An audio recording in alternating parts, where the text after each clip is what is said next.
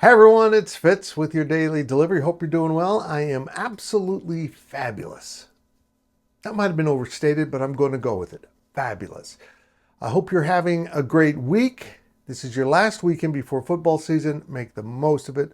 I've got friends coming to town. And I recall a couple years ago during football season when a friend went to see another friend in Texas, and that didn't work out very well for one of the friends. But, sometimes in life, the things you think are bad end up okay. And in this case, it involves Matt Wells. First reminder, please subscribe to this YouTube channel. Hit the thumbs up, leave those comments. Appreciate it all so much. Let's get that number of subscribers growing. You play your part and hit that subscribe button. Matt Wells was the football coach at Utah State, his alma mater, for a number of years. And in 2019, he was hired by Texas Tech to take over their program that was struggling. And he went 4-8 that first season. And of course, that next season was the pandemic season. And like K-State, Tech only won 4 games.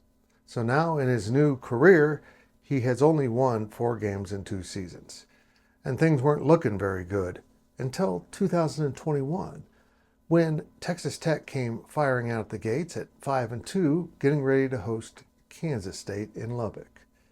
Well, meanwhile, the Wildcats had raced out with 3 non-conference wins, starting with Stanford and Dallas, Arlington to be exact, and then they had lost 3 straight Big 12 games, including back-to-back ones at home. Chris Klieman's team didn't look so good, and let's keep in mind the context is the same. They had won 4 games in that pandemic season. No one was really concerned about Chris Klieman's job. I never once heard anyone say anything about that.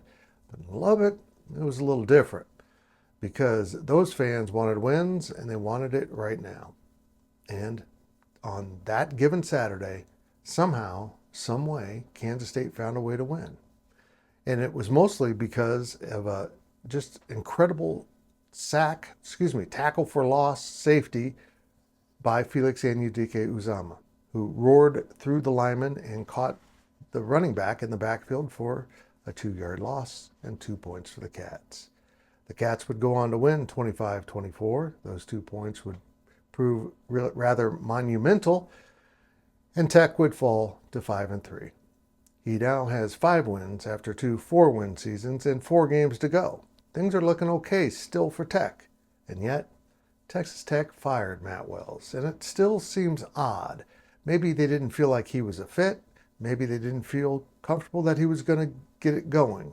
But it almost struck all of us observers. It felt like they realize now that he didn't beat K-State's get bowl eligible, but he's going to get bowl eligible, and you can't fire a coach with that many wins. Not in that circumstance, so they canned him. He spent the next 2 seasons at Oklahoma as an analyst for the offensive side of the ball, just biding his time until the right thing came along, and now he's in Manhattan, Kansas, working alongside Chris Klieman as his co-offensive coordinator and associate head coach. Look, I don't know if Matt Wells would say getting fired turned out to be a good thing, but now he's in a great position. He's in a solid program, working for a coach that isn't going anywhere unless he chooses to do so. And Matt Wells has an opportunity with this team, this quarterback, and this offense to help redefine himself and probably work his way back to a head coaching job if these teams he works for in Manhattan, Kansas, are successful. Life's a funny journey, man, and sometimes those bad things turn out to be okay. Trust me, I know.